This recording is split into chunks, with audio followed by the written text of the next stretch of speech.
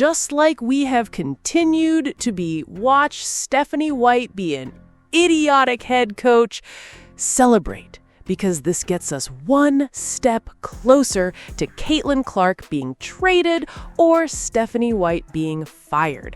I let it be known where I stand. I'm rooting for Caitlin Clark to do well and this team to lose.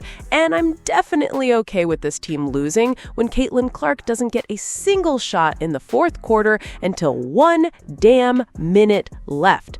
So you know what? Celebrate. Cheers, cheers. We are one step closer to Caitlin Clark getting away from this idiotic organization.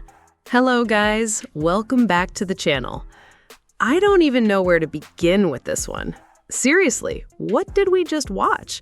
If you're an Indiana Fever fan and you sat through that fourth quarter, then you deserve some kind of award because that was one of the most frustrating collapses we've seen all season. And honestly, we need more games like this. Yes, I said it. We need more games exactly like this. Because every time the Indiana Fever blow a lead because of terrible decision-making, it shines a spotlight on the problems that people keep pretending don't exist. Let's start with Kelsey Mitchell. Kelsey Mitchell went out there and gave us another classic Kelsey Mitchell experience. The ball touches her hands, and suddenly everybody else on the court disappears. It's like the rest of the roster becomes invisible. The passing lanes disappear, the teammates disappear, the offense disappears. All that remains is Kelsey Mitchell dribbling the basketball. Dribble, dribble, dribble, dribble, shot. Miss. Repeat. I'm sitting there watching this game wondering if anybody is going to tell her that basketball is actually a team sport. The stat sheet says 21 points. Congratulations. The stat sheet doesn't tell you how the offense completely died every time possessions turned into isolation basketball. The stat sheet doesn't tell you about the opportunities missed. The stat sheet doesn't tell you about the flow being destroyed possession after possession. And then we get to the fourth quarter. Oh my goodness, the fourth quarter was an absolute disaster. Aaliyah Boston couldn't finish around the rim. Layup after layup after layup was being left on the floor. Easy points, points that championship teams convert, points that winning teams absolutely have to get. Instead, the Indiana Fever kept opening the door. And when you're playing a team like the New York Liberty, you cannot keep opening the door because eventually somebody is going to walk through it. And that's exactly what happened. Watch New York start trapping. Watch them turn up the pressure. Watch them make Indiana uncomfortable. And that's exactly what happened. The second half looked completely different. The New York Liberty increased the pressure, and suddenly the Indiana Fever looked completely lost. The ball movement disappeared, the confidence disappeared, the organization disappeared.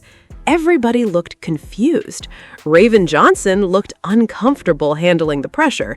Turnovers started showing up, bad decisions started showing up, forced shots started showing up. And somehow, the offense kept drifting farther and farther away from Caitlin Clark. Can somebody explain that to me? Because I still don't understand it. How does Caitlin Clark go an entire fourth quarter basically standing around while everybody else takes turns running the offense? How does Caitlin Clark not get a meaningful opportunity until the game is nearly over? How is that possible?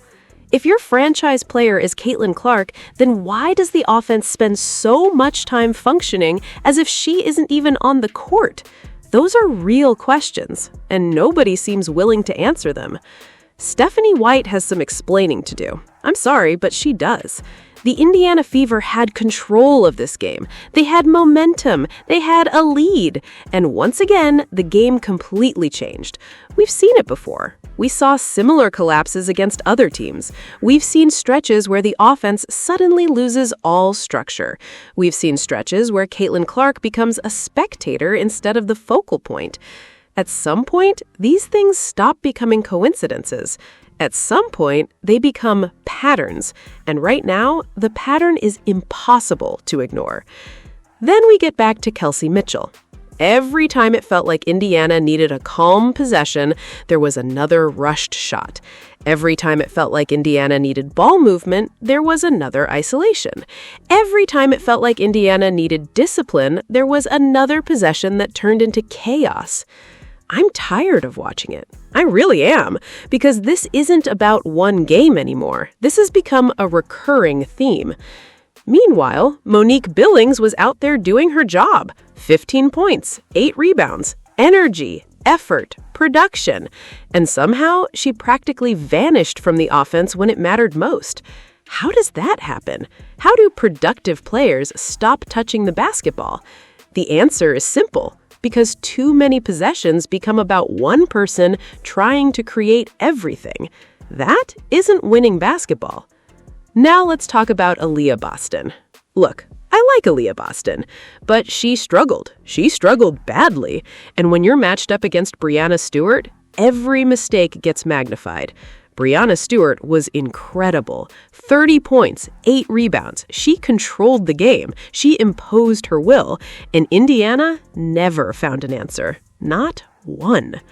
Breanna Stewart looked like a superstar. The Indiana Fever looked like a team searching for answers. And that difference showed up in the final result. As for Caitlin Clark, she wasn't great shooting the ball, let's be honest. 14 shots, 10 points. Not her best performance. But context matters. Basketball isn't played on a spreadsheet.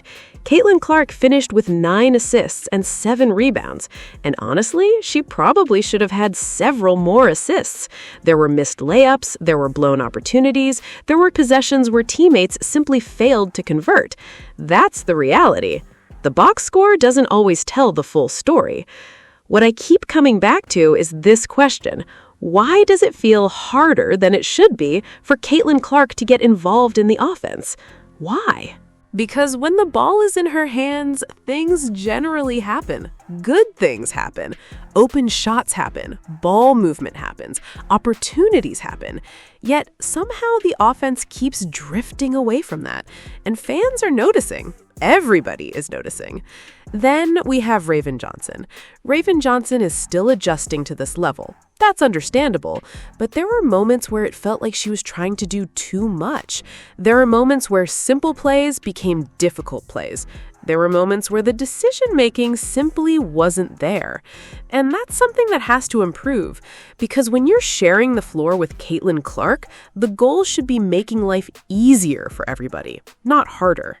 The truth is, the Indiana Fever had this game. They had every opportunity to win. They had control, they had momentum, and then everything fell apart. A 12-point lead turned into a loss. Just like that. Gone. That's not bad luck, that's not random, that's execution. Or, in this case, a lack of execution. So when people ask why fans are frustrated, this is why. They're tired of watching the same mistakes. They're tired of watching fourth quarter collapses. They're tired of watching offensive possessions that make absolutely no sense. They're tired of watching games slip away. And most importantly, they're tired of watching Caitlin Clark become an afterthought in stretches where she should be the centerpiece. That's the biggest issue. That's the conversation nobody can avoid anymore. Because whether you agree or disagree, everybody sees it happening. The Indiana Fever have talent. Nobody can deny that. Caitlin Clark has talent, Aaliyah Boston has talent, Kelsey Mitchell has talent, Monique Billings contributes, Raven Johnson has potential. The pieces are there. So why does it keep looking like this? Why do these meltdowns keep happening? Why do these leads keep disappearing?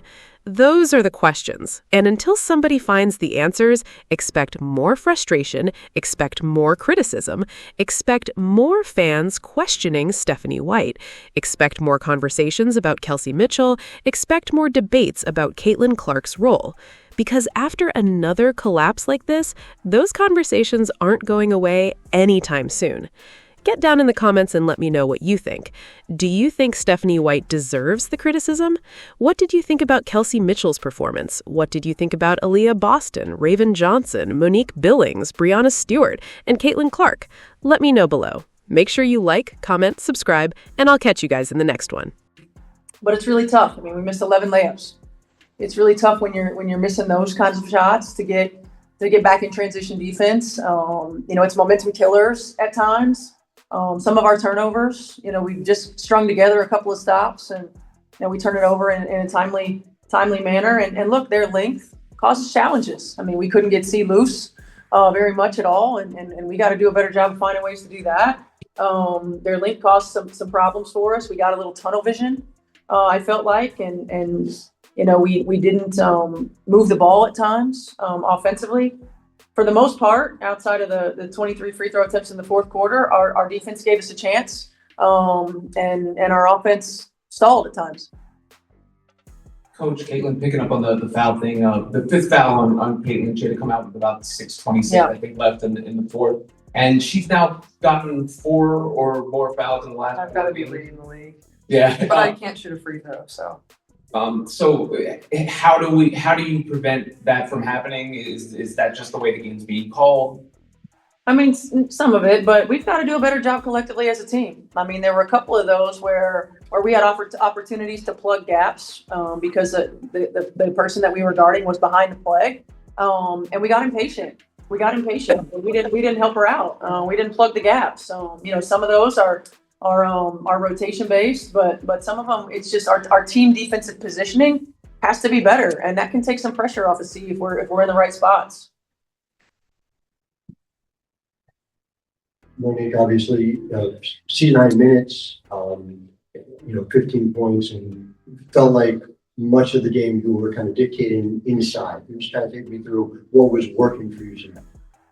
My teammates finding me. I think I did a good job cutting off the ball, finding gaps, outlets, and finishing. And Steph, just for you, what are you seeing from Monique tonight that, and I just related to it, how much was this what you were looking for from her so far this season? Yeah, I thought her activity level was really good. On both ends of the floor. She was in the first half, especially the most active on the glass for us. Her cutting was really good. A couple of those opportunities, I felt like she was able to get going to the rim because she got out of screens quickly, or because off the ball she recognized open areas. Got to the cuts. She was solid for us on the defensive end of the floor. Her activity was very good. Look, I mean, we talked about it pregame. It's going to be finding her way. She's asked to play a different role than she played, a year ago and 2 seasons ago. And, Mo's been a bit like a chameleon. I think she's been asked to play lots of different roles in her career. And when you're playing with, Caitlin and Kelsey and Aaliyah, finding your way sometimes is part of the process. And I felt like today she seemed like she was in a flow. Caitlin, this is a venue where you always come and people, there's as many of your jerseys as almost any other person. But basketball right now is the very center of New York. Did this game feel any different than your normal, crazy Raucous Liberty crowd? Yeah, I mean, every time we come here, the crowd is incredible. I saw some mixed jerseys pre-game too, so that's kind of cool seeing young kids in mixed jerseys. So, but their crowd is amazing, always behind them. Like, this is one of the hardest places to play in the league. So, I enjoy coming and playing here as people that just really love women's basketball and really support it and have since day one. So, for me, this is one of my favorite venues, and they're incredible at night. They really helped in the fourth kind of rally and take the lead from us. Caitlin, from your perspective in fourth quarter, where did things kind of get away from you? We fouled. And, honestly, we guarded Stewie pretty well, and we guarded them pretty well from the 3-point line. It's just, when you give somebody 21 free throws, it makes things really difficult. And, I think the end of the third maybe played a little bit into the fourth as well. We got flustered a little bit by their zone, had some turnovers, and then they were obviously playing zone in the half court too, and we weren't really able to execute. And like Coach said, we missed some shots we normally make, but more than anything, it was just defensively, and they bail out fouls and put them at the free throw line, clock stopped, and they're just getting 3 points. It's really hard to combat. Steph, I know we talked about it pregame too. The efficiency at the rim. In some ways, it feels like that's maybe the easiest thing to fix. But how do you fix a situation like that? It's tough. I think some of it's focus. Some of it's playing on balance. Going off of 2 feet. really recognizing where we are. Some of it's, we're going so fast, being under control, but we got to find a way to remedy that because we're getting great opportunities. I mean, last I looked, we were in the top 3 in attempts right at the rim, and in the bottom 2 or 3 in finishes. So, we've got to really continue to work on finishing it in traffic in practice. And sometimes it tends to snowball, and I felt like it did that tonight. Yeah, Caitlin, you've been generally complimentary of the officiating changes this year, but obviously you've been in foul trouble more often these past couple of games. Just how frustrating is it to get in that foul trouble and just adjust to the new officiating? Yeah, I mean, like, I'm probably guarding a lot more on ball than I have in the past few years as well. So, like, you just put into more action, you have, higher percentage of probably getting a foul call than you. And, I think sometimes I'm doing my best, keeping my hands out. And, like, there was a couple that were just dumb tonight, and that's on me. And I can't do those, like, especially the one on Satu, I think in the end of the third quarter or early in the fourth quarter.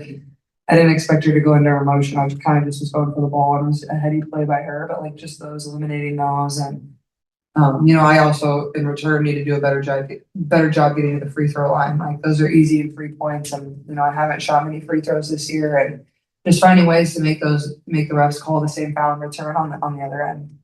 Thanks all.